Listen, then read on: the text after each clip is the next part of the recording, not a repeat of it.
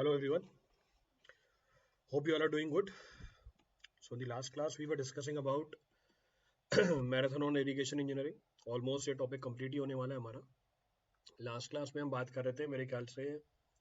So in the last class we were talking about drainage की designing बात कर रहे थे, सब सरफेस ड्रेनेज. तो रिक्लेमेशन ऑफ सॉइल की बात कर रहे थे. रिक्लेमेशन ऑफ सॉइल के अंदर हमने बात करी रिक्लेमेशन करने के लिए हमें ड्रेनेज इंप्रूव करनी पड़ेगी. ड्रेनेज हम कर सकते हैं with the help of the drains. Surface drains भी हो सकती हैं, सब सरफेस ड्रेन्स भी हो सकती हैं. हमें सब सरफेस ड्रेन की डिजाइनिंग करनी थी, तो वो पॉइंट बचा हुआ था. आज उसको कंप्लीट करेंगे. देन वी एंटर इनटू इसके बाद रिवर ट्रेनिंग वर्क्स में एंटर कर जाएंगे. So after that we will be talking about training of the river. Start करते हैं. स्टार्ट करने से पहले बेसिक अनाउंसमेंट्स हैं.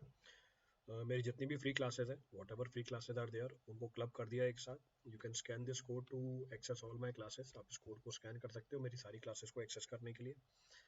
Then 20% off on all GATE and ESE subscription is being given to you. ये वैलिड है सिर्फ 22 से लेकर 26 अगस्त के बीच में. You can avail this offer. Then Unacademy Lite का डिस्टेंस लर्निंग प्रोग्राम भी एक्टिवेट हो गया, in which you will be getting test series also and printed notes for GATE and ESE. तो जिन लोगों को क्लासेस अटेंड करने में इशू है, they can go for this course. वो इस कोर्स के लिए जा सकते हैं. Then 20% off is also being provided on Unacademy lite. Unacademy lite के ऊपर भी 20% ऑफ है. तो जो डिस्टेंस लर्निंग प्रोग्राम है उसमें भी आपको 20% ऑफ मिल जाएगा. Next your combat is on 28th of August. आपका नेक्स्ट कॉम्बैट 28 अगस्त को है. It is a scholarship test series. इसमें जो भी स्कॉलरशिप मिलती है उसको आप यूज़ कर सकते हैं सब्सक्रिप्शन अवेल करने के लिए. देन अब गेट 2023 में 6 महीने से भी कम टाइम बचा हुआ है. सो जितने भी बेनिफिट्स हैं आइकॉनिक के प्लस के ऊपर, वो भी आप अवेल कर सकते हैं at a minimal cost. Next batch is being launched on 25th of अगस्त. हमारा जो नेक्स्ट बैच है 25 अगस्त को है. जो टॉपिक स्टार्ट हो रहा है इसके अंदर वो है structural analysis. The topic that is getting started is structural analysis. Then iconically exclusive test series launch की गई है. इसमें 140 से ज़्यादा क्वेश्चन है हर ब्रांच के लिए. देन प्लस के लिए भी टेस्ट सीरीज है, आप उसको भी अवेल कर सकते हो. Next, no cost EMI available है आपके सब्सक्रिप्शन के ऊपर, so you can avail this benefit also. अब आते हैं हमारे मेन पॉइंट ऑफ डिस्कशन के ऊपर. हम बात कर रहे थे ड्रेनेज की. तो ड्रेनेज की बात कर रहे थे. ये क्रॉस सेक्शन दिखा दिया था ड्रेन्स का. देखो टॉपिक क्या चल रहा था हमारा. टॉपिक चल रहा था हमारा design analysis of tile drains. तो टाइल ड्रेन्स की डिज़ाइनिंग के लिए आपको सारी बेसिक जानकारी दे दी थी. डायमीटर दे दिया था, लॉन्गिट्यूडनल स्लोप दे दी थी, इनके बीच की स्पेसिंग दे दी थी, टाइल ड्रेन कहाँ पे रखोगे उसकी जानकारी दे दी थी. अब मुझे कैलकुलेट क्या करना है, what is to be calculated.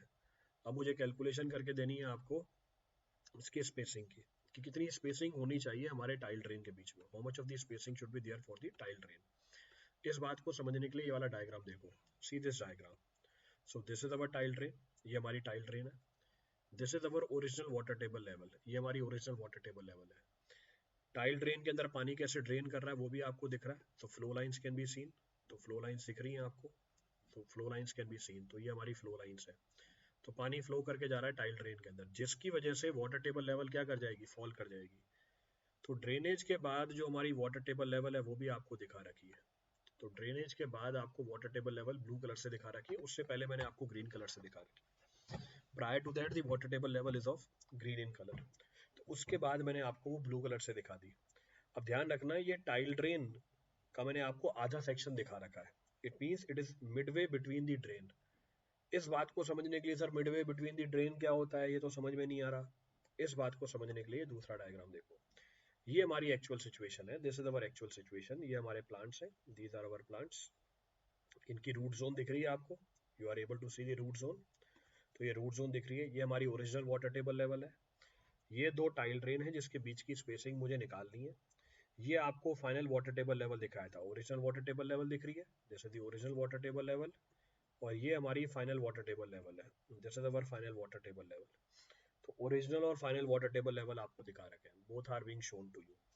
मैंने ये आधा सेक्शन काट के दिखाया था आपको, हाफ ऑफ द सेक्शन. तो ये मिडवे था हमारे टाइल ड्रेन्स के बीच में. तो ये लिखा हुआ है पीछे मिडवे बिटवीन द ड्रेन्स. तो ये हमारी लाइन है मिडवे बिटवीन द ड्रेन्स. तो इसको हमने क्या कर दिया, जूम आउट कर दिया. पीछे वाला जूम्ड इन था. एम क्या है हमारा, एम है स्पेसिंग निकालना. अब स्पेसिंग कैसे निकालते हैं. तो let S be the spacing between the drains. मैंने मान लिया दोनों ड्रेन्स के बीच की स्पेसिंग कितनी है, ऐसे अभी डायग्राम में आपको दिखा दूंगा. A be the depth of the impervious stratum from the centre of the drain. इस बात को समझने के लिए ये वाला डायग्राम देखो. दो ड्राइंग के बीच की स्पेसिंग कितनी है, एस है, और जो नीचे वाला इम्परवियस स्ट्रेटम है इसकी दूरी सेंटर ऑफ ड्रेन से कितनी है, स्मॉल है। नेक्स्ट क्या बोल रहा है, the maximum height of the drained water table above the impervious layer, let us suppose it is equal to B. मैं ये मान लेता हूँ जो मैक्सिमम हाइट है किसकी, ड्रेन्ड वाटर टेबल की above the impervious layer, above the impervious layer, ये बी है। तो फिर से डायग्राम देखो, जो maximum height of the water table level है above the impervious layer is equal to B, ये हमारी मैक्सिमम हाइट निकल के आ गई। So this is the maximum height. तो ये हमारी फाइनल वाटर टेबल लेवल है, इसकी जो मैक्सिमम हाइट है इम्परमेबल लेयर से, ये बी है। तो ये बात भी समझ में आती है, this point can also be understood. Next, आपकी जो टाइल ड्रेन की लंबाई है बोर्ड के अंदर, हमारी जो टाइल ड्रेन है इसकी जो लंबाई है बोर्ड के अंदर, उसको मैंने 1 यूनिट मान लिया। So let suppose the length of the tile drain in the plane is equal to 1 unit, ये 1 यूनिट निकल के आती है। तो लंबाई को मैंने क्या माना, 1 यूनिट मान लिया। अब मुझे कैलकुलेशन करनी है किसकी, अब मुझे कैलकुलेशन करनी है डिस्चार्ज की। तो discharge which is passing through a section at a distance of x, मैंने एक्स डिस्टेंस की दूरी पे क्या माना, मैंने एक्स डिस्टेंस की दूरी पे एक सेक्शन कंसीडर किया, देखा गया। तो एक्स डिस्टेंस की दूरी पे सेक्शन कंसीडर किया, इस सेक्शन की हाइट कितनी है, 1 है, और इस सेक्शन की लंबाई कितनी है, इस सेक्शन की लंबाई कितनी है, इस सेक्शन की लंबाई है हमारी 1। तो सेक्शन की लंबाई हो जाएगी हमारी 1 यूनिट की। The length of the section will come out to be 1 unit. Clear है बात, रिपीट करना है इसमें से कुछ भी, any of the point to be refer from this for anyone, कोई सा पॉइंट रिपीट करना हो उसमें से किसी के लिए, तो समझ में आती है बात, कैन बी अंडरस्टूड। तो हमने बोला discharge passing through section is equal to k into i into a. के वैसे ही लिख दिया परमिबिलिटी, आई की वैल्यू क्या लिखी, d y by d x लिखी, और एरिया कितना है हमारा, वाई इंटू 1। ये हमारा डिस्चार्ज निकल के आ गया, this is the value of discharge. Clear है यहाँ तक। अब जरा चेक करो, जब x की वैल्यू s बाय 2 है, जरा डिस्चार्ज देखना कितना है। जब x की वैल्यू s बाय 2 है, डिस्चार्ज आधा डिस्चार्ज यहाँ फ्लो करेगा, आधा डिस्चार्ज यहाँ फ्लो कर जाएगा। तो इस सेक्शन के अक्रॉस कितना डिस्चार्ज फ्लो करेगा, 0। तो इस सेक्शन के अक्रॉस, सॉरी, इस सेक्शन के अक्रॉस डिस्चार्ज फ्लो करेगी 0। उसी तरीके से जब x की वैल्यू 0 है, when the value of x is 0, तो अब डिस्चार्ज कितना हो जाएगा, half of the total discharge. तो जब x की वैल्यू 0 हो जाएगी, when the x is equal to 0, qx कितना हो जाएगा, q बाय 2, टोटल डिस्चार्ज का आधा। इसका मतलब क्या हुआ, जो मेरी डिस्चार्ज है वो इनवर्सली प्रोपोर्शनल है फ्रॉम दी, वो इनवर्सली प्रोपोर्शनल है to the distance from the centre of the drain. तो अगर ड्रेन के सेंटर से आप दूरी बढ़ाते जा रहे हो, डिस्चार्ज कम होती जा रही है, तो हम क्या बोल सकते हैं, डिस्चार्ज कैसे वेरी कर रही है। तो मैं कैसे बोल सकता हूँ, डिस्चार्ज इनवर्सली वेरी कर रही है। तो मैं ये वेरिएशन निकाल सकता हूँ। सो आई कैन से व्हाट, इन दोनों चीजों को क्लब किया मैंने, और मैंने ये बोला कि q x will be equal to what, q by 2 minus q by 2 into x upon s by 2। तो ये मेरी वेरिएशन निकल के आ गई डिस्चार्ज की। तो जो मेरी डिस्चार्ज है वो इनवर्सली प्रोपोर्शनल है from the distance of the section from the centre of the drain. अगर मैं इसको सिंप्लीफाई करूँ, यही रिलेशनशिप आ रही है, क्यू कॉमन निकाल लिया, 2 कॉमन निकाल लिया बाहर, एस एलसीएम ले लिया, तो एस माइनस 2x। फिर क्या किया मैंने, इस डिस्चार्ज को यहाँ पे लिखा, सॉल्व करके देता हूँ। तो इसमें करे ऐड स्लाइड, ऐड स्लाइड किया, प्रीवियस पेज पे गए। तो अब इन दोनों रिलेशन को यूज करूं, अगर इन दोनों रिलेशन को यूज करूं, क्या निकल के आ रहा है, k d y by d x into y, this is equal to what, this is equal to q by 2s, q by 2s into s minus 2x, तो into s minus q x. ठीक है भाई, ये चीज़ निकल के आ गई। थोड़ा सिंप्लीफाई करते हैं इसको। अगर मैं इसको सिंप्लीफाई करूं, ये आ रहा है y d y integral k, this is equal to q by 2s integral s minus 2x into d x. Limit डालो, जब x की वैल्यू 0 है तो हमारा y कितना है, जरा चेक करो, कहाँ गया, जब x की वैल्यू 0 है, y कितना हो गया, a हो गया, तो y की वैल्यू a है। जब x की वैल्यू s बाई 2 है, y की वैल्यू कितनी है, b है, y is equal to b। So ये वैल्यू आई k y square by 2, limit vary कर रही है a से लेके b तक, q बाय 2s, यहाँ पर बना S x minus x square, 0 से लेके s बाय 2, 0 से लेके s/2, वैल्यू पुट करी k b square minus a square, तो b square minus a square by 2, this is equal to q by 2s। यहाँ पे वैल्यू आई s square by 2 minus s square by 4, तो minus s square by 4, solve कर लो इसको, तो ये 2 तो कैंसिल आउट हो जाएगा, यहाँ पे एस स्क्वायर बाय 4 आ जाएगा, S square by 4 into S, तो ये भी कैंसिल आउट हो गया, क्यू एस बाय 4 आ गया।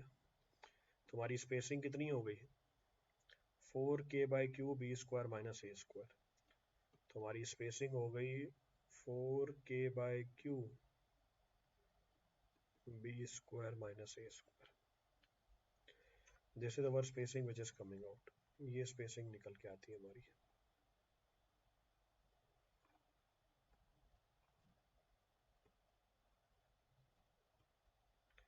This is the spacing which is coming out. देखो यही एक्सप्रेशन होगा मेरे ख्याल से, कहाँ है ये, 4k/q b square minus a square. अब सवाल ये है इस ड्रेन से हम कितना पानी कैरी कराते हैं। So the value of the total discharge which is to be carried by this drain, the value of the total discharge which is to be carried by the tile drain, it is taken as 1% of the average annual rainfall which is to be drained in 24 hours।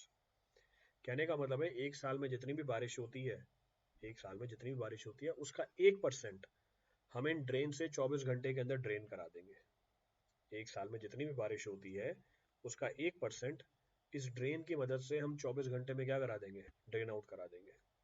Clear है?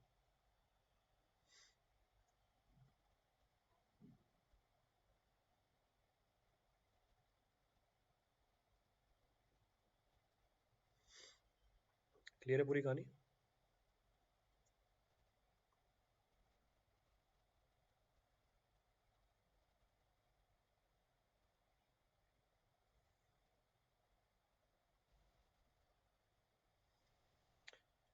तो ये हमारी spacing निकल के आ गई, this is the spacing which is coming out.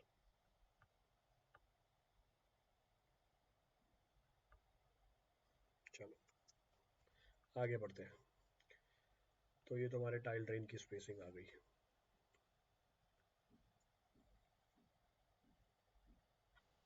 तो tile drain की स्पेसिंग आ गई, ठीक है, खत्म, फिर तो बस कुछ भी नहीं है। आपका एक पॉइंट बचा हुआ था, वो एक पॉइंट बता दिया मैंने, only one point was being left out, एक पॉइंट मैंने डिस्कस कर लिया यहाँ पे, स्पेसिंग निकालनी थी हमें, तो spacing was to be computed, spacing we have discussed. Note करो फटाफट, पे चले आगे, note it down then will continue.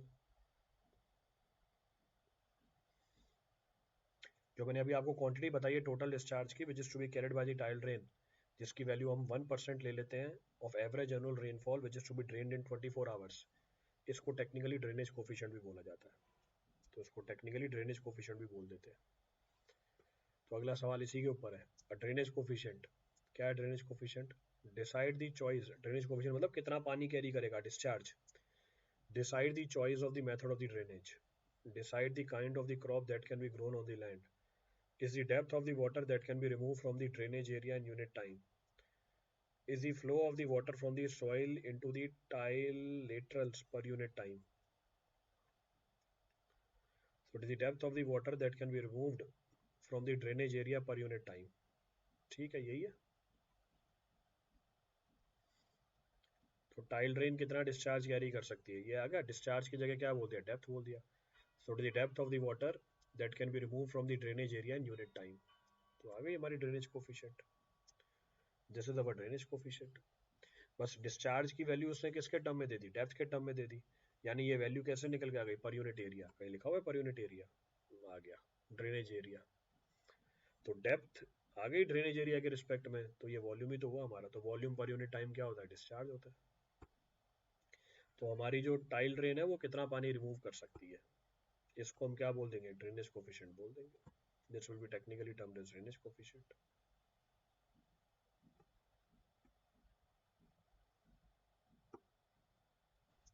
Clear है पूरी कहानी? रिपीट करना है इसमें से कुछ भी? Any of these step to be repeated on this?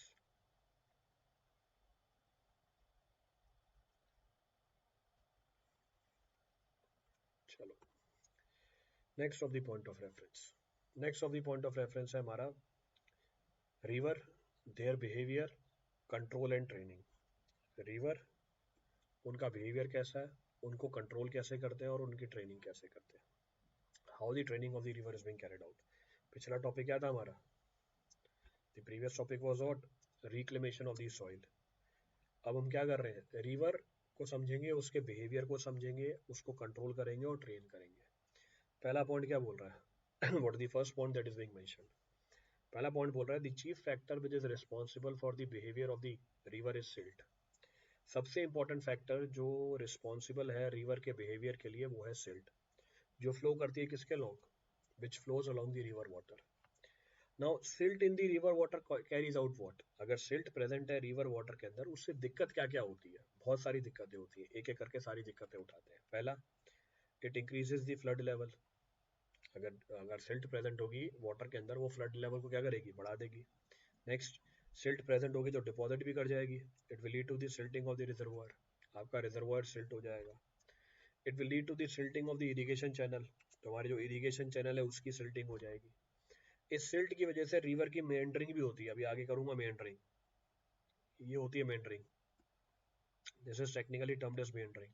इसको भी डिफाइन भी कर दूंगा, बस अभी मैंने आपको प्लान दिखाया है रिवर की मेंडरिंग का। I have shown the plan of the meandering river. Next, it will lead to the splitting of the river into number of channels.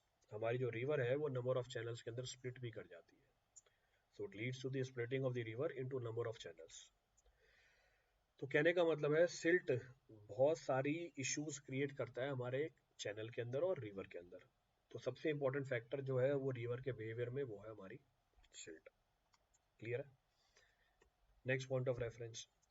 अब जो रिवर का बिहेवियर है क्रिटिकल पॉइंट पे along its flow is as following. अब हम क्या discuss कर रहे हैं कि जब रिवर फ्लो करती है उसके फ्लो के लॉन्ग रिवर का क्या बिहेवियर निकल के आता है।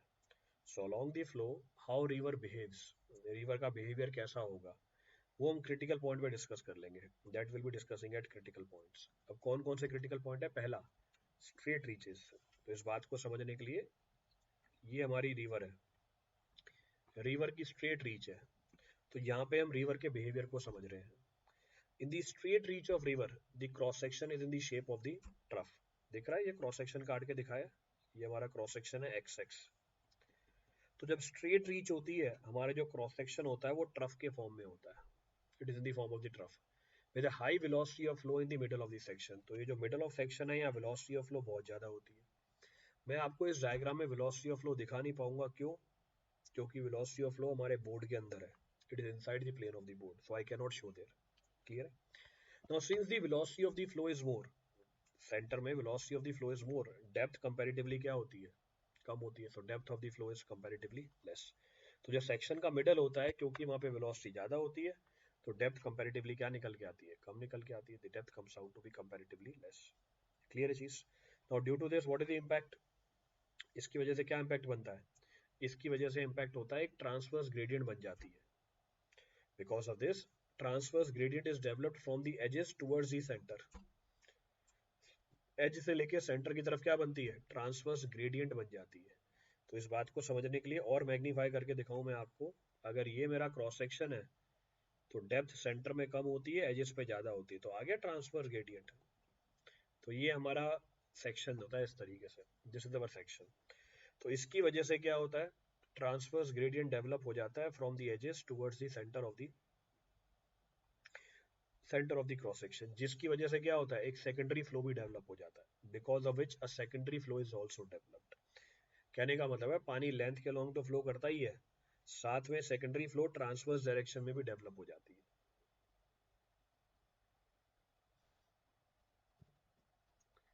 क्लियर है यहाँ तक की कहानी? तो ये तो मैंने स्टोरी डिस्कस करी स्ट्रेट सेक्शन के अंदर। अब हम बात कर रहे हैं बेंड पे। तो जब बेंड आता है रिवर का, जैसे एग्जांपल ये लो, रिवर में बेंड है, so there is a bend in the river. ये क्रॉस सेक्शन भी कट करके दिखा रखा है, this cross section is also being cut. So first point of reference, every river in the alluvial soil every river in the alluvial soil tends to develop the bend. जितनी भी river हैं alluvial soil में, इनमें tendency होती है क्या develop करने की, बेंड को डेवलप करने के लिए। क्लियर है। Which are characterised by scouring. इसमें कैरेक्टरिस्टिक्स क्या होती है, इसकी स्काउरिंग होती है कहाँ पर, कॉनकेव साइड पे। जरा चेक करो, ये हमारी कॉनकेव साइड है, this is our concave side, इसकी स्काउरिंग होती है। तो कॉनकेव साइड है जिसकी क्या होगी, स्काउरिंग होगी। सो स्काउरिंग विल टेक प्लेस। तो कॉनकेव साइड पे स्काउरिंग हो रही रहती है, और सिल्टिंग होती है कहाँ पर, कॉन्वेक्स साइड पे। तो स्काउरिंग होती है कॉनकेव साइड पे, ये रही हमारी कॉनकेव साइड, आउटर एज। और इनर एज पे क्या मिलेगा आपको, डिपोजिशन मिलेगा। On the inner as you will find the deposition. तो कॉनकेव पे क्या होगा, ये कॉन्वेक्स नहीं है, कॉनकेव है,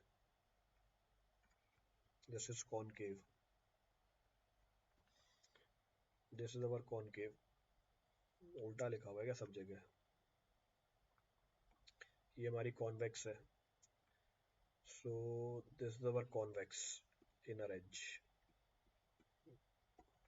ये कॉनकेव है, कॉनकेव है तो ठीक है। सो this is our concave.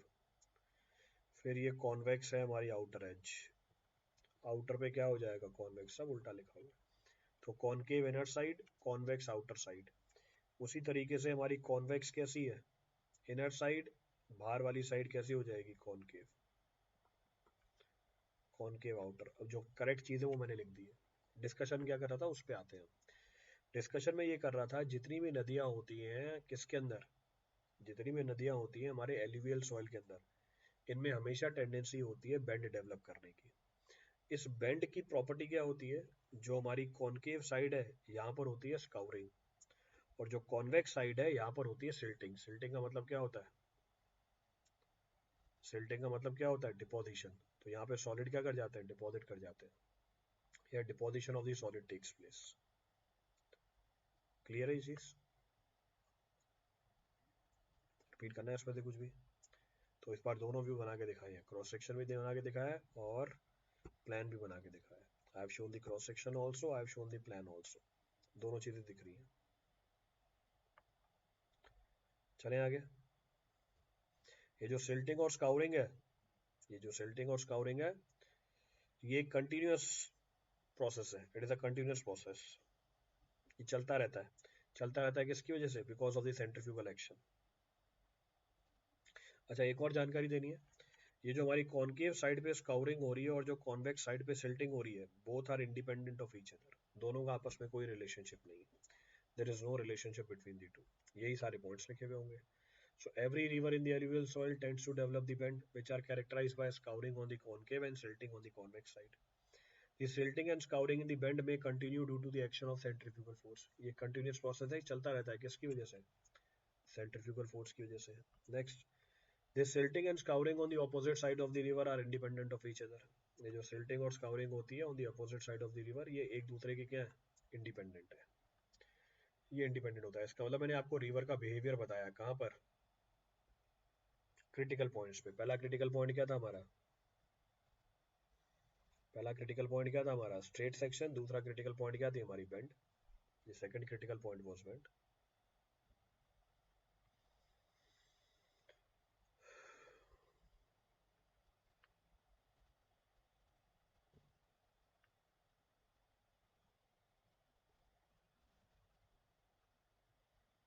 Clear है।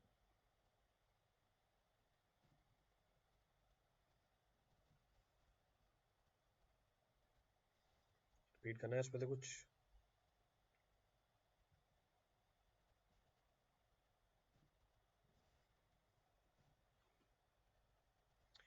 Any of the point to be referred from this for anyone.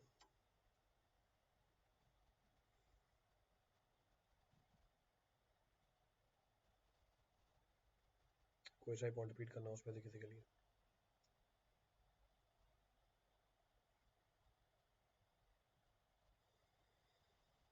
फटाफट नोट कीजिए फिर।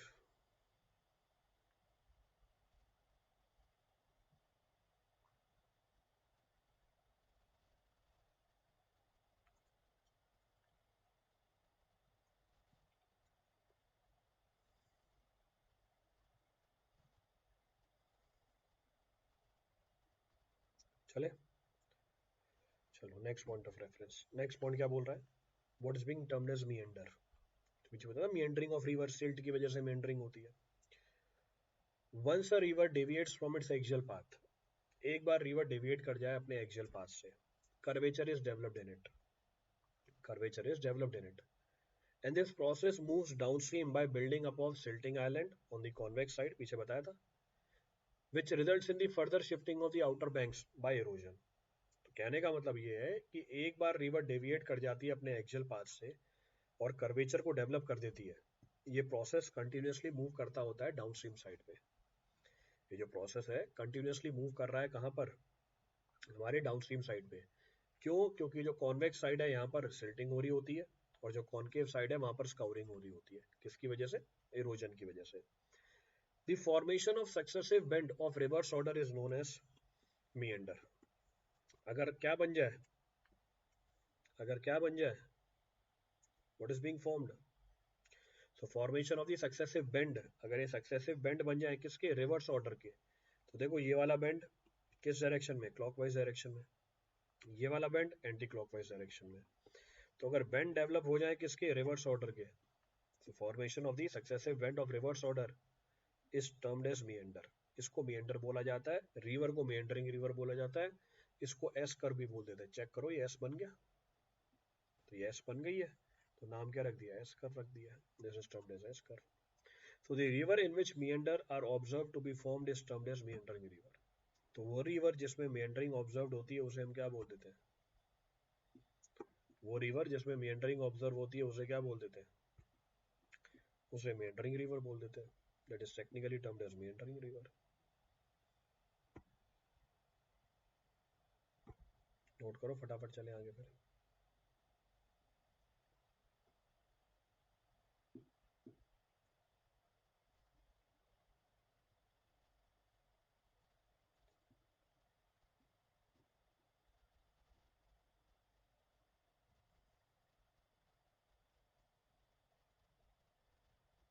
क्लियर है पूरी कहानी?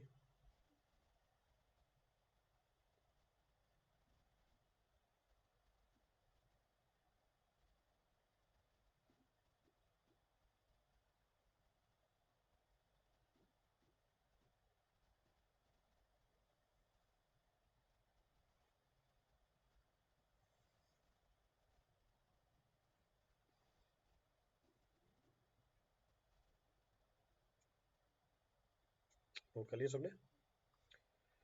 Now the point is what is the mechanism of meandering. Mechanism कैसे इन्वॉल्व है मेंडरिंग के अंदर, ये मेंडर कैसे डेवलप हो जाते हैं, उसकी बात करेंगे। So next of the point of discussion is कि मैकेनिज्म क्या है मेंडरिंग की। तो इस मैकेनिज्म को समझने के लिए आपको देखो फ्लो चार्ट बना के दिया है।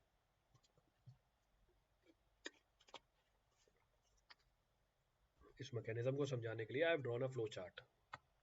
ये फ्लो चार्ट बनी हुई है हमारी। अब चेक करो इस पूरे फ्लो चार्ट को। देखो let suppose we are having an aggrading river. Aggrading river वो रिवर होती है जिसमें सिल्ट डिपॉजिट हो रहा होता है। Aggrading river is that river in which deposition of the silt takes place, जिसमें सिल्ट की डिपोजिशन चल रही होती है। तो एग्रेडिंग रिवर है, सिल्ट की डिपोजिशन हो रही है। अगर सिल्ट की डिपोजिशन हो रही है, एक बार डायग्राम में देख लो समझ में आ जाएगा। तो एग्रेडिंग रिवर है जिसमें सिल्ट क्या कर रही है? डिपॉजिट हो रही है। सिल्ट डिपॉजिट हो रही है, इसका अंदर बेड की स्लोप क्या करती जाएगी? बढ़ती जाएगी। कौन सी स्लोप? Longitudinal slope. तो एग्रेडिंग रिवर में हमारा जो बेड है इसकी लॉन्गिट्यूडनल स्लोप क्या करती जाती है? बढ़ती जाती है। तो लॉन्गिट्यूडनल स्लोप इंक्रीजेस। तो जो बेड स्लोप है यानी जो लॉन्गिट्यूडनल स्लोप है ये इंक्रीज करती जा रही है। अच्छी बात है। जब ये इंक्रीज करती जा रही है लॉन्गिट्यूडनल स्लोप, जो विड्थ है रिवर चैनल की वो भी इंक्रीज करती जाती है। So width of river channel is also increased.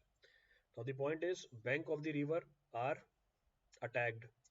ये अटैक्ड है, so banks of the river are attacked। इसको मैं रेड कलर से लिख देता हूँ, ये अटैक्ड है के। तो जो रिवर की बैंक है वो क्या होती है? अटैक होती है। अटैक होती है मतलब सिल्टिंग और स्काउरिंग होती है। तो जब स्लोप बढ़ती है चैनल की, रिवर की विड्थ बढ़ती है, जो हमारी रिवर की जो बैंक्स है उसके ऊपर अटैक होता है पानी से, स्काउरिंग और सिल्टिंग हो जाती है। प्रोसेस डाउनस्ट्रीम साइड पे चलता रहता है और मिएंडर बन जाते हैं। It leads to the formation of meander. तो ये मैकेनिज्म है मिएंडरिंग का। This is the mechanism of meandering. So how meanders are formed? That mechanism is being referred. वो मैकेनिज्म बताया आपको।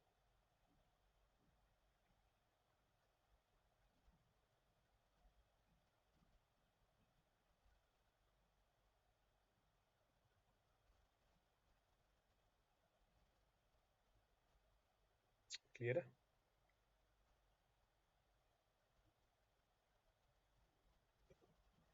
चलो ये मैकेनिज्म आ गया।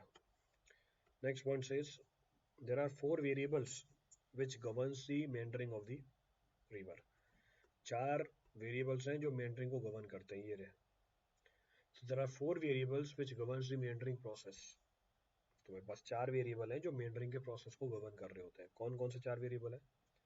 एक रिवर की डिस्चार्ज, दूसरा उसकी बेड स्लोप जो बढ़ती जा रही थी, नेक्स्ट बेड का मटेरियल और जो साइड का मटेरियल है, क्योंकि इसमें क्या हो रहा था, इरोजन हो रहा था। नेक्स्ट सिल्ट की ग्रेड एंड सिल्ट का charge, silt grade and silt charge. These are the 4 factors which affects the meandering process. ये 4 फैक्टर्स हैं जो मेंडरिंग प्रोसेस को अफेक्ट करते हैं।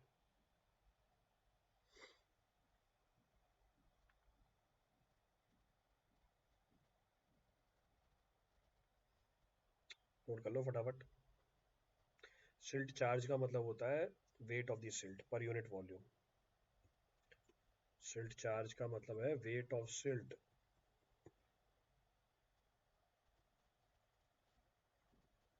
पर unit volume. This is termed as silt charge. इसको सिल्ट चार्ज बोला जाता है।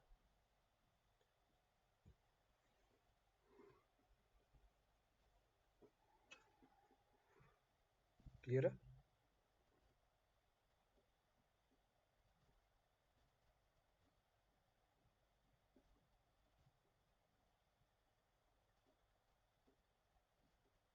चले आगे, बता तो दिया सिल्ट चार्ज।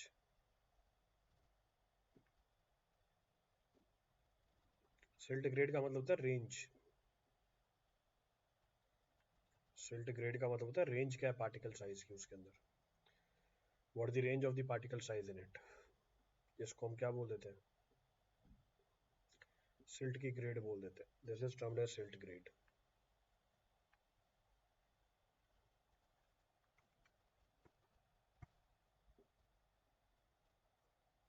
क्लियर है?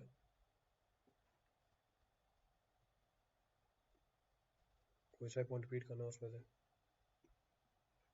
तो बोला रेंज ऑफ साइज, तो ये डिपेंड कर जाता है रेंज ऑफ साइज के ऊपर और कितना वेट है हमारे सिल्ट का उसमें। What the wait of the silt in it, ये दोनों बातें गवर्न करती हैं मेंडरिंग को। चलो अब जो मैंने पीछे आपको मेंडरिंग बना के दिखाई थी रिवर की, देखो मेंडरिंग रिवर की, ये जो मैंने आपको मेंडरिंग बना के दिखाई थी रिवर की।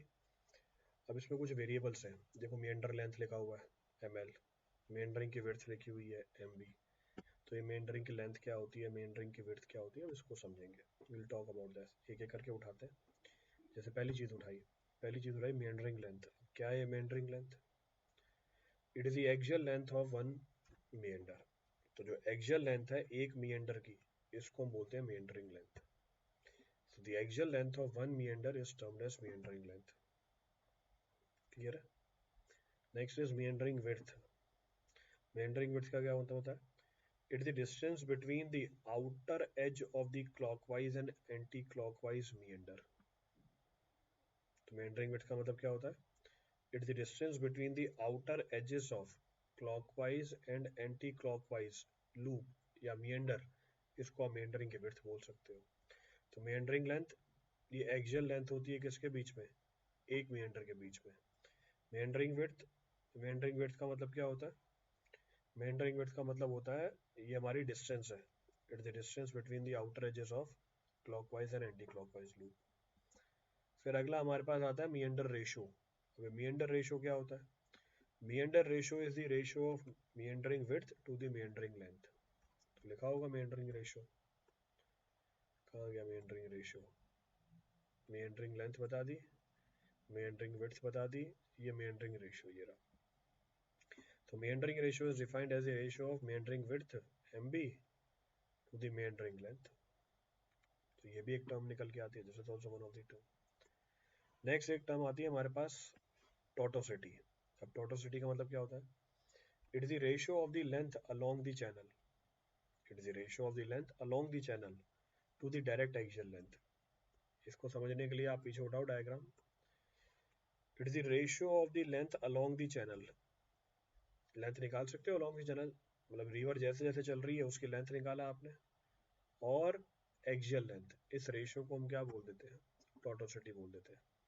सो tortuosity is the ratio of the length along the channel to the direct axial length, जो भी हमारी डायरेक्ट एक्सियल लेंथ है, इस रेशियो को टॉटोसिटी बोला जाता है. नेक्स्ट है हमारे पास क्रॉसिंग या क्रॉस ओवर. अब क्या है क्रॉसिंग या क्रॉस ओवर? हम बोल सकते हैं the short straight reach of the river. तो यही है short straight reach. The short straight reach of the river connecting two consecutive clockwise and anti-clockwise loop. तो जो शॉर्ट स्ट्रेट रीच होती है रिवर की, जो क्लॉकवाइज और एंटी क्लॉकवाइज लूप को जोड़ता है, जो क्लॉकवाइज और एंटी क्लॉकवाइज लूप को जोड़ता है, इसको हम बोलते हैं crossing. That is technically termed as crossing.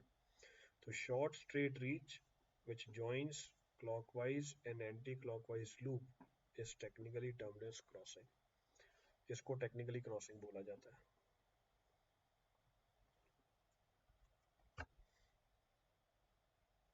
तो ये कुछ प्रॉपर्टीज बता दी मैंने आपको. Certain properties of the meander I have discussed.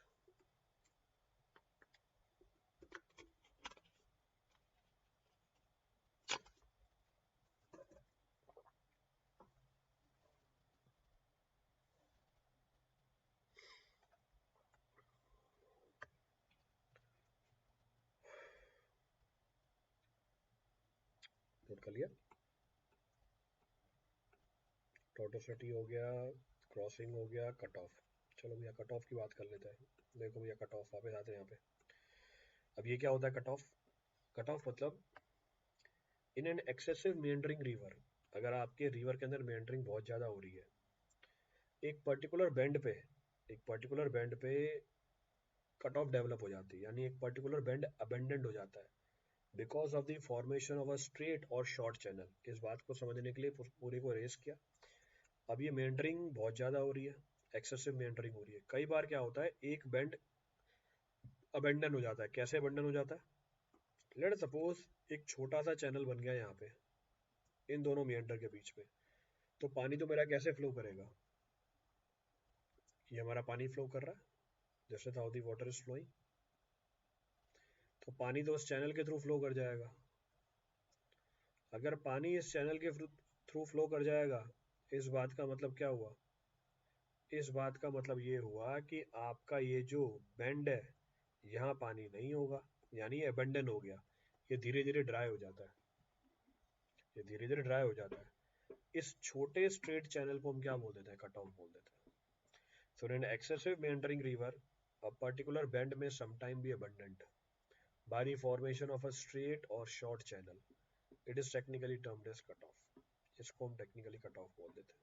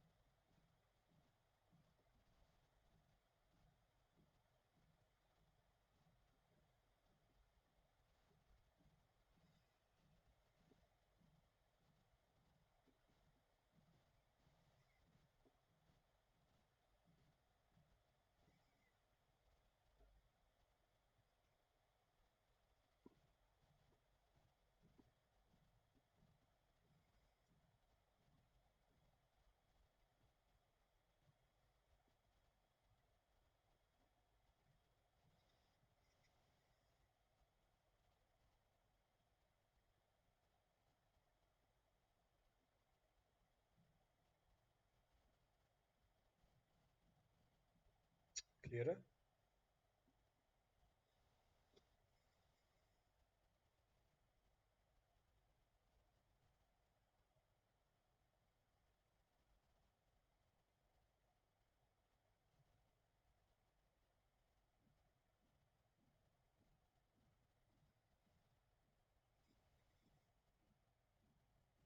Noted.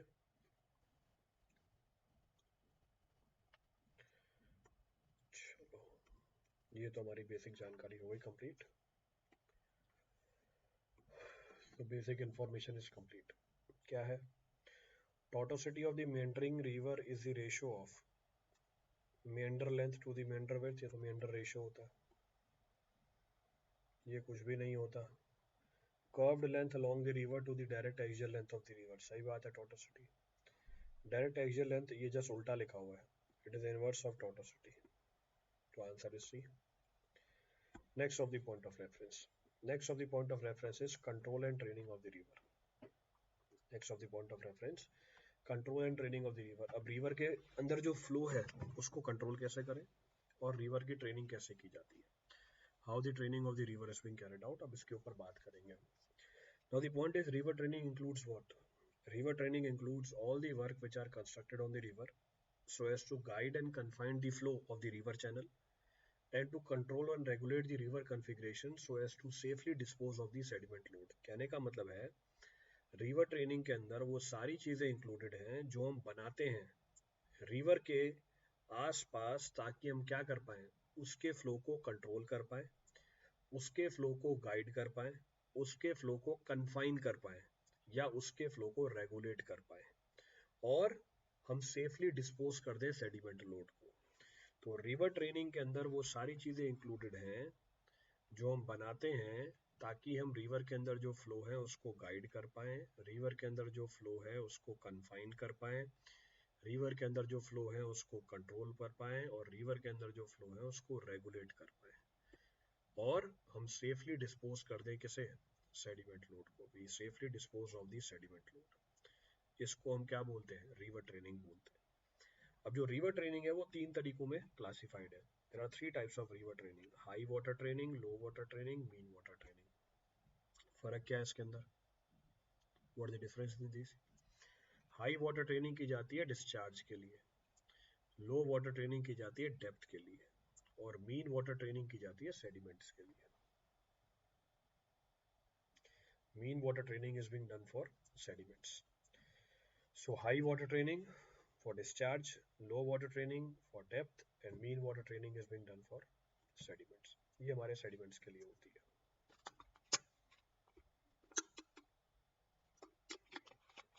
तो फिर हाई वाटर ट्रेनिंग में क्या होगा? तो हाई वाटर ट्रेनिंग में हम वो सारे काम करेंगे, हाई वाटर ट्रेनिंग के अंदर हम वो सारे काम करेंगे जिससे फ्लड कंट्रोल हो जाए, जिससे फ्लड कंट्रोल हो जाए। कैसे? इसमें हम जो रिवर का क्रॉस सेक्शन है उसको इनलार्ज कर देंगे। कैसे? उसके दोनों तरफ एम्बैंकमेंट प्रोवाइड कर देंगे। तो हाई वाटर ट्रेनिंग की जाती है डिस्चार्ज के लिए, तो फ्लड के टाइम पे जो रिवर का डिस्चार्ज है वो सेफली पास कर जाए। ऐसा कैसे इंश्योर किया जाता है? एम्बैंकमेंट बना दी जाते हैं रिवर के दोनों तरफ। लो वाटर ट्रेनिंग की जाती है किसके लिए? लो वाटर ट्रेनिंग की जाती है डेप्थ के लिए। लो वाटर ट्रेनिंग की जाती है डेप्थ के लिए। तो नेविगेशन के लिए हमें मिनिमम क्या चाहिए? पानी की डेप्थ चाहिए। तो नेविगेशन के लिए हमें मिनिमम पानी की डेप्थ चाहिए। अब उसको ऐसे अचीव करते हैं, हम रिवर की विड्थ को घटा देते हैं। ऊपर क्या किया? रिवर की विड्थ को बढ़ाया। यहाँ पर दूसरे में क्या किया? रिवर की विड्थ को घटा दिया। The width of the river is reduced. Then we have mean water training also. Mean water training क्यों लेते हैं? मीन वाटर ट्रेनिंग इसलिए की जाती है ताकि हम क्या करें, सस्पेंडेड लोड को सेफली डिस्पोज ऑफ कर पाए। सस्पेंडेड लोड को हम सेफली डिस्पोज ऑफ कर पाए। ऐसा कैसे करते हैं? By construction of the spur. अब ये स्पर क्या होता है अभी आगे बताऊंगा मैं आपको। पहले वाले दोनों ट्रेनिंग वर्क में हम एम्बैंकमेंट ही बनाते हैं, लास्ट वाले में हम क्या बनाते हैं? स्पर बनाते हैं। तो तीन तरह के ट्रेनिंग वर्क्स हैं हमारे। There are three types of training works which are available.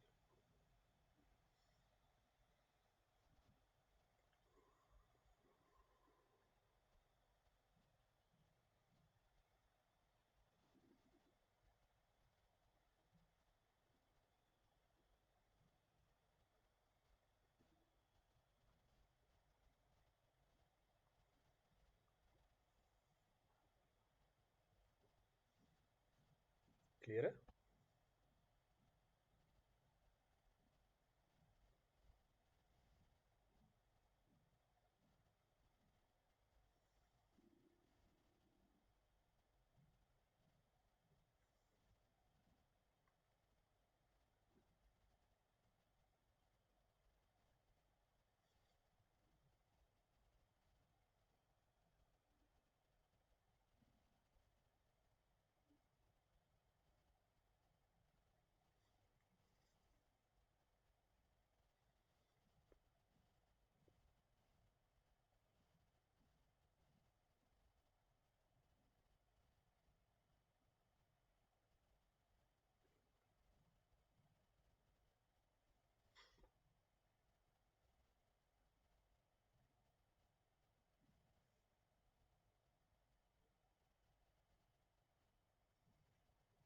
Clear है?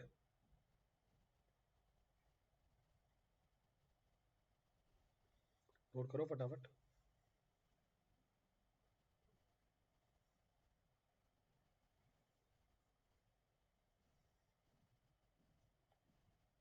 कर लिया?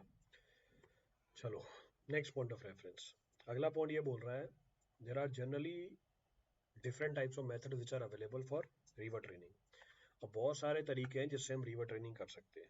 अब रिवर ट्रेनिंग करने के लिए हमारे पास कौन कौन से तरीके हैं उसको मेंशन किया हुआ है। We can go for construction of marginal embankment, जिसको लीज भी बोलते हैं। We can go for the construction of guide banks. We can go for the construction of gyrons. We can go for the construction of artificial cutoff. We can go for the pitching of the bank. We can go for the pitched island. We can go for the construction of silt. हम सिल बना सकते हैं या बेडलिंग कर सकते हैं। बेंडलिंग बोला जाता है, बेडलिंग नहीं है ये। So we can go for bandalling. So we can go for bandalling. अब क्या होता है बेंडलिंग वो भी देख लेंगे। अब इतनी सारी चीजें हैं जिससे रिवर ट्रेनिंग की जाती है, एक एक करके सबको उठाते हैं। ये क्या हुआ? अच्छा, which of the following are the objectives of river training? High flood discharge में safely pass and quickly through the reach, सही बात है। To make the river course stable and reduce the bank erosion, सही बात है। To check the flow through canal, सही बात है। To provide a sufficient draft work, सही बात है। चारों ऑप्शन सही है। So to check the flow through the canal, river training work, canal वाला आप अवॉइड कर सकते हो। You can avoid this canal one. तो आंसर इज 1 2 4। वैसे ये भी सही बात है, पर क्योंकि ऑप्शन गिवन नहीं है तो उसको छोड़ दिया मैंने। I have remove this of. अब बात करते हैं कौन कौन से कंपोनेंट है हमारे रिवर ट्रेनिंग वर्क के। पहला है हमारा मार्जिनल एम्बैंकमेंट और लीव्स। जरा चेक करना, ये बने हुए हैं। तो रिवर फ्लो कर रही है, इसके दोनों तरफ क्या बना रखे हैं? मार्जिनल एम्बैंकमेंट या लीव्स बना रखी है। क्या पर्पस होता है? ये क्रॉस सेक्शन भी बना के दिखाया हुआ है आपको एक का, तो एक का क्रॉस सेक्शन बना के दिखाया हुआ है। So these are generally earthen embankment. ये जो एम्बैंकमेंट्स होते हैं जनरली हमारे अर्दन एम्बैंकमेंट होते हैं। Remaining parallel to the river, ये रिवर के पैरेलल ही बनाए जाते हैं at some suitable distance from it. ये कुछ दूरी पे बनाए जाते हैं रिवर के साथ। तो रिवर के पैरेलल होते हैं, इससे कुछ दूरी पे बनाए जाते हैं। अब कहाँ बनाए जाते हैं? They are constructed on both the sides और ऑन सिंगल साइड। आप इसको दोनों साइड पे बना सकते हो, आप इसको एक साइड पे बना सकते हो। क्लियर है? For a suitable length when the river enters into a, the river enters into what, जब रिवर एंटर करती है किसी पर्टिकुलर टाउन या विलेज के अंदर या किसी शहर के अंदर, तो अगर रिवर एंटर करे टाउन विलेज या शहर के अंदर, तो हम नहीं चाहते हैं कि जब फ्लड आए पानी ओवरफ्लो कर जाए, इसमें से पानी ओवरफ्लो करके शहर में चला जाए या गांव में चला जाए या टाउन में चला जाए। इससे बचने के लिए हम क्या करते हैं? इन एम्बैंकमेंट्स को बनाते हैं। अर्धन एम्बैंकमेंट्स होते हैं, दोनों तरफ भी बना सकते हो, एक तरफ भी बना सकते हो। क्लियर है? रिपीट करना है इसमें से कुछ भी? Next point of reference. Next point of reference, इनकी इरोजन करने रोकने के लिए हम क्या करते हैं? अगर मुझे इस एम्बैंकमेंट की इरोजन रोकने क्या करते हैं? हम स्टोन पिचिंग कर देते हैं। तो ये रेड कलर से मैंने आपको स्टोन पिचिंग करके दिखाई है। तो इनकी इरोजन को रोकने के लिए हम क्या कर देते हैं? स्टोन पिचिंग कर देते हैं। सो stone pitching is being done. देखो ये स्टोन पिचिंग करके दिखा रखी है, वो तो प्लान था, ये हमारा क्रॉस सेक्शन है। तो इनकी इरोजन को रोकने के लिए स्टोन पिचिंग भी की जाती है। Stone pitching is also being carried out. तो ये पहला तरीका हो गया। नेक्स्ट है हमारे पास क्या? नेक्स्ट कंपोनेंट क्या है हमारे पास? Next of the component is what?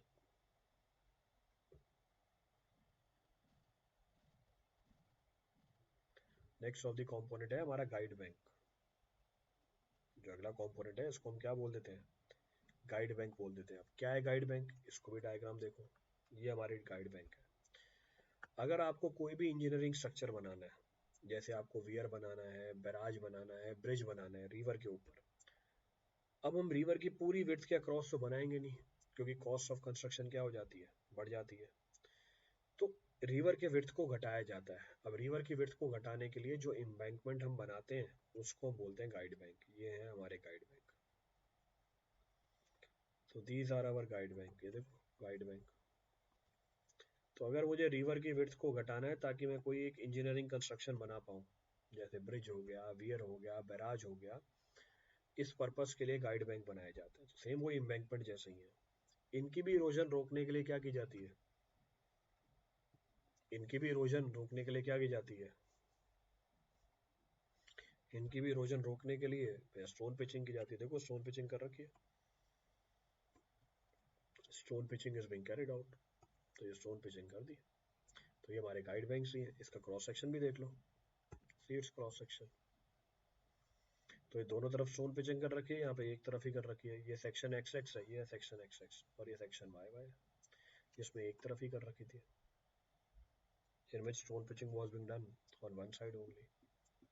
तो ये भी क्या एक तरीका है रिवर ट्रेनिंग का। This is also one of the method of river training. Out of different methods this is also one of the method. ये भी एक तरीका बन जाता है।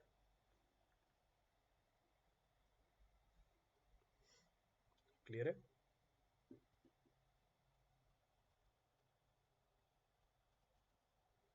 चले आगे।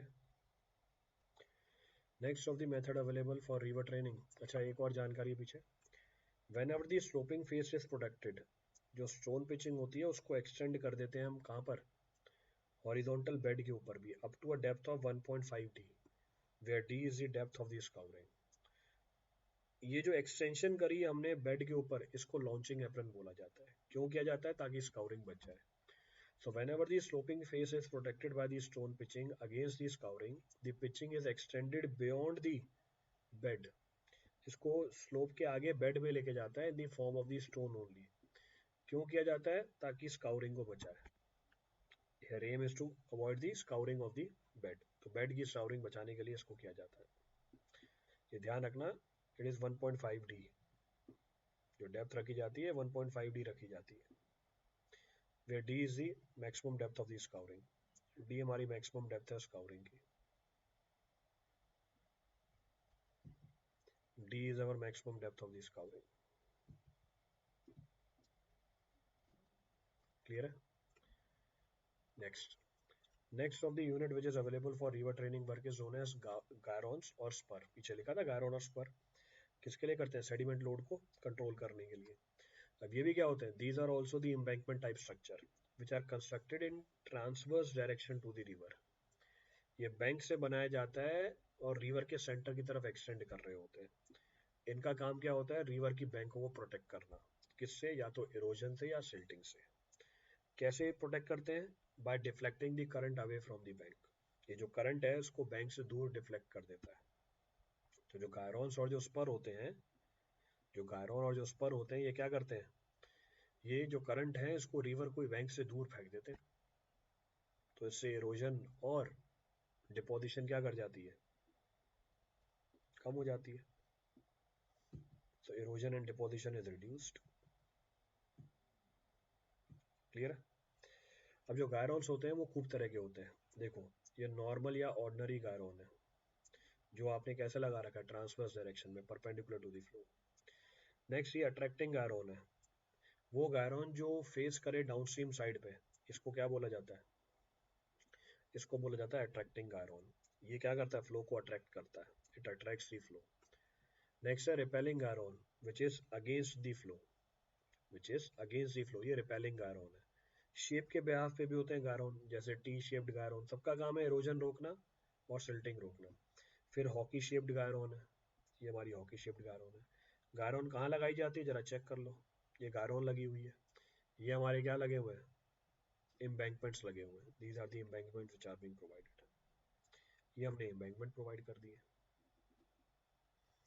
कहने का मतलब है गायरॉन भी क्या होते हैं? रिवर ट्रेनिंग वर्क करने में हमारी हेल्प करते हैं।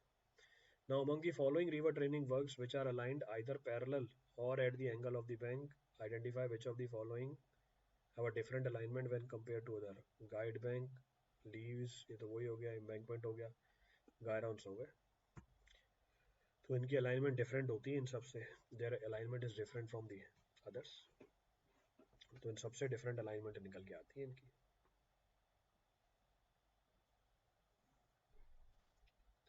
तो ये भी एक तरीका होता है। This is also one of the method. Next, gyrones are adopted for the river bank protection when it is placed inclined downstream, downstream की तरफ है, in the direction of the flow। तो अपस्ट्रीम डाउनस्ट्रीम इसको क्या बोलते हैं हम? Attractive गायरॉन बोलते हैं। So these are termed as attracting carbon. Downstream side पे लगाया था, अपस्ट्रीम साइड पे क्या बोलते हैं, repelling carbon. So this is termed as repelling carbon.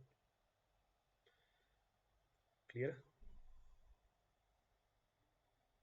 Repeat करना है इसमें से कुछ. Next artificial cut off. Next क्या है हमारे पास, आर्टिफिशियल कट ऑफ. खत्म करते हैं इस टॉपिक को. पीछे जैसे हमने कट ऑफ बताया था, in the previous case I have discuss about cut off.